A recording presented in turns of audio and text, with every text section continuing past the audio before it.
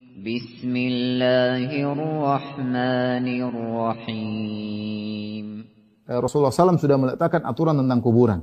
Tidak boleh begini, tidak boleh begini, tidak boleh begini, tidak boleh begini.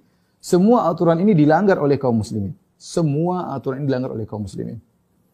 Tidak lain Rasulullah SAW meletakkan peraturan-peraturan tersebut agar kuburan tidak dikultuskan berlebih-lebihan. Bukankah Nabi pernah berkata, "Kuntu nahaitukum an ziyaratil kubur, fal'an fazuruha." Dulu aku pernah melarang kalian ziarah kubur, sekarang ziarahilah. Kenapa di awal-awal Islam Rasulullah SAW melarang ziarah kubur? Di antaranya perkataan Muhallab karena dikhawatirkan bisa mengantarkan kepada kesyirikan. Karena orang-orang baru saja di awal Islam baru saja meninggal kesyirikan. Dan di antara hal-hal yang berkaitan di sini adalah pengagungan terhadap penghuni kubur. Sampai-sampai Nabi pernah menutup celah melarang ziarah kubur secara mutlak. Kemudian Rasulullah membolehkan karena maslahatnya besar. Tetapi bahwasanya pengkultusan terhadap penghuni kubur bisa menimbulkan peribadatan kepada penghuni kubur, ini sangat mungkin. Kalau ada yang mengatakan tidak mungkin, kalau tidak mungkin kenapa Rasulullah SAW begitu ketat dalam hal ini? Ya, lihat Rasulullah SAW, perhatikan, ketika Rasulullah SAW berbicara tentang kuburan, kata Ibnu Qayyim rahimahullahu taala, Rasulullah SAW melarang untuk sholat ke arah kuburan, dan banyak kaum muslimin yang sholat ke arah kuburan, bahkan kuburan taruh di arah kiblat, bahkan taruh di depan imam, di mihrab. Ya. Kemudian Rasulullah SAW melarang kuburan dijadikan masjid-masjid. Sementara sebagian kaum muslimin bangun masjid tempat ibadah di atas kuburan. Kuburan jadikan gede, kemudian ditaruh tempat orang masuk ke situ, kemudian jadikan tempat ibadah. Ya. Ya. Bahkan sebagian kuburan-kuburan dijadikan tempat peribadatan menyaingi masjid, kata Ibnu Qayyim rahimahullah taala. Orang makmur ke situ, ramai ke situ, sementara masjid tidak seramai itu. Ya, bahkan pernah saya mendapati suatu kejadian, ada kuburan, ada masjid yang tidak begitu ramai. Akhirnya ada yang kasih ide, kalau mau ramai, taruh kuburan di situ, ya, kuburan wali kayak kuburan Habib kayak, supaya orang ramai datang. Karena kecenderungan orang bukan ke masjid, kecenderungan ada kuburannya. Kuburan ini yang menjadi berkah, menjadi sehingga ada ketergantungan, keterikatan kepada kuburan tersebut. Ya. Rasulullah SAW melarang menyalakan lampu di kuburan, sementara sebagian orang bahkan mewakafkan hartanya untuk menyalakan lantara-lantara di atas kuburan. Ini berkata Ibnu Qayyim rahimahullah taala. Rasulullah SAW melarang kuburan dijadikan id, ya, suatu kegiatan ramai-ramai kumpul-kumpul perayaan tahunan, sementara sebagian orang menjadikan id, ya. Tatkala acara haul mereka pergi ke kuburan seperti id, ya, berulang-ulang.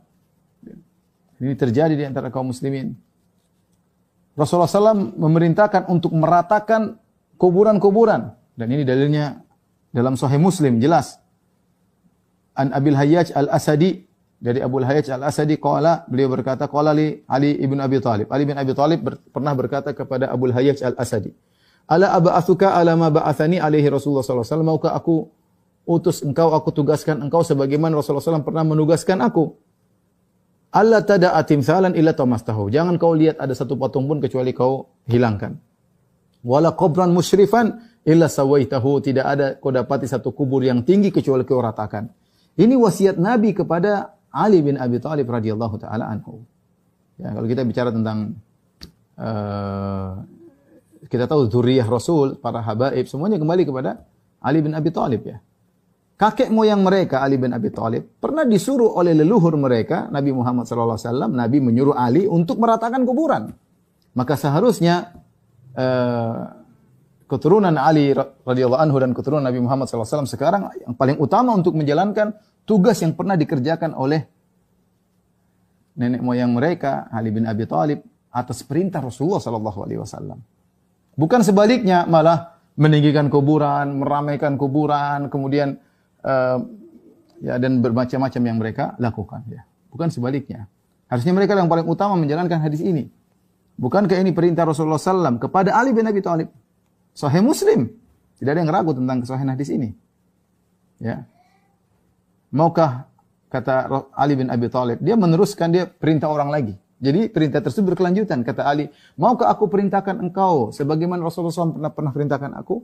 Jangan kau biarkan patung kecuali kau hancurkan, ya, dan jangan kau biarkan ada kuburan yang tinggi kecuali kau ratakan. Demikian juga Imam Muslim meriwayatkan dalam sahihnya dari Sumamah bin Syufai. Dia berkata, "Kunna ma'a Fadhalah ibni Ubaid bi ardi Rum Birudas ya, atau Birudis ya. Kami satu hari bersama Fadhalah bin Ubaid di suatu daerah di negeri Romawi. Fatufiya sahibun lana. Maka ada sahibun lana, salah seorang dari kawan kita meninggal dunia. Fa amara Fadhalah bin Ubaid bi qabrihi fasuwiya. Ya. Kemudian Fadhalah menyuruh agar sahabat kita tersebut dikuburkan, kemudian diratakan kuburan tersebut. Kemudian dia berkata, "Sami'tu Rasulullah SAW ya'muru bitaswiyatiha." Aku mendengar Rasulullah SAW memerintahkan untuk meratakan kuburan, bukan untuk ditinggalkan, bukan untuk diagungkan. Lihat, ini perintah Nabi SAW, kuburan diratakan, dilanggar oleh kaum muslimin. Bikin kuburan mewah-mewah, bikin kuburan besar-besar. Jadi kan ada kubah-kubahnya. Jadi seperti masjid. Ya, sampai sebenarnya di YouTube bagaimana kuburan seperti masjid. Bahkan kalau masuk ada salat tahiyatul kuburan, bukan tahiyatul masjid. Sehingga tadi kata Ibnu Qayyim menyaingi masjid-masjid yang ada. Bahkan orang lebih gandrung untuk kuburan daripada ke masjid. Kemudian juga Rasulullah SAW melarang untuk menyemeni atau mengapuri kuburan dan membangun di atasnya. Hal ini sebagian diriwayatkan oleh Imam Muslim dalam sahih dari Jabir bin Abdullah, ia berkata, "Naha Rasulullah SAW an yujassasal qabr." Rasulullah SAW melarang dikapuri kubur, wa an yuq'ada alaihi, dan dilarang untuk diduduki, wa an yubna alaihi, dan dilarang untuk dibangun di atasnya. Rasulullah SAW juga melarang untuk menulis di atas kuburan sebagaimana diriwayatkan Abu Dawud dan Tirmidzi dalam sunan mereka dari Jabir. Nah, Nabi SAW an tujassas al-qubur wa an yuktab 'alaiha wa an yubna 'alaiha. Rasulullah SAW melarang untuk dikapuri kuburan dan ditulis di atasnya, dan dilarang untuk dibangun di atasnya. Ini semua dilanggar oleh kaum muslimin. Dikapurin, ditinggiin, ditulisin, ditulis macam-macam, tulis kaligrafi, tulis sebagian riwayat hidupnya dan macam-macam orang tulis. Dan ini yang disampaikan oleh Imam Ibnu Qayyim rahimahullahu taala sekarang dilanggar oleh kaum muslimin secara umum ya. Bahkan di antara hal yang kita baca sejarah bagaimana pemerintah Arab Saudi ketika mereka berkuasa di Hijaz, maka dulu kuburan-kuburan baki tinggi-tinggi diratakan oleh mereka. Dikembalikan sebagaimana cara pengkuburan di zaman sahabat. Hal ini menjadikan sebagian orang marah-marah ya. Bahkan saya pernah dengar kajian di YouTube. Lihat itu, orang-orang Wahabi mereka meratakan kuburan. Subhanallah, yang suruh Nabi Muhammad SAW. Yang disuruh Ali bin Abi Thalib. Kemudian perlakuan itu dianggap salah. Itu kalau siapa lagi yang menjalankan sunnah Nabi SAW kalau harusnya kita bersyukur ada yang bisa menjalankan sunnah Nabi SAW. Nabi ketat masalah kuburan. Karena fitnah kubur begitu besar. Begitu mudah orang tertarik dengan mengkultuskan penghuni kubur ya. Bahkan kenyataannya ikhwan, orang mengkultuskan seseorang setelah meninggal lebih hebat daripada pengkultusannya ketika dia masih hidup. Dan ini banyak kejadian seperti ini. Yang kita dapati sekarang orang masih hidup saja dikultuskan berlebih-lebihan. Padahal bukan siapa-siapa orang tersebut. Dikultuskan, dibilang macam-macam. Bagaimana kalau sudah meninggal dunia? Lebih parah lagi. Dan betapa banyak kesyirikan terjadi, bukan mereka disembah ketika masih hidup, tapi setelah meninggal dunia. Lihat pertama bagaimana kisahnya kaum Nabi Nuh. Wad, Suwa, Yaguth, Ya'uq, Nasr. 5 orang ini orang soleh. Ketika mereka masih hidup tidak disembah. Tapi ketika mereka meninggal, maka syaitan mewahyukan secara bertahap. Suruh bangun patung sebagai, dinamakan dengan nama-nama mereka sebagai kenangan untuk memotivasi orang yang melihat patung-patung mereka. Lama-lama nusyal ilmu fa'ubidat, ilmu dilupakan, lama-lama akhirnya disembah. Kapan disembah? Setelah mereka meninggal dunia. Ya. Lata kana yalitu as-sawiq lil hujjaj. Lata, orang soleh, dahulu kerjaannya adalah membagi-bagi adonan makanan kepada para jemaah haji. Ketika dia meninggal baru disembah. Di kuburannya dibuat patung, disembah. Kapan disembah? Setelah meninggal dunia. Ketika masih hidup enggak. Tidak usah kita bicara misalnya Siddhartha Gautama. Siddhartha Gautama ketika dia masih hidup tidak ada yang ngomong dia Tuhan. Bahkan dia tidak mengatakan dia seorang nabi.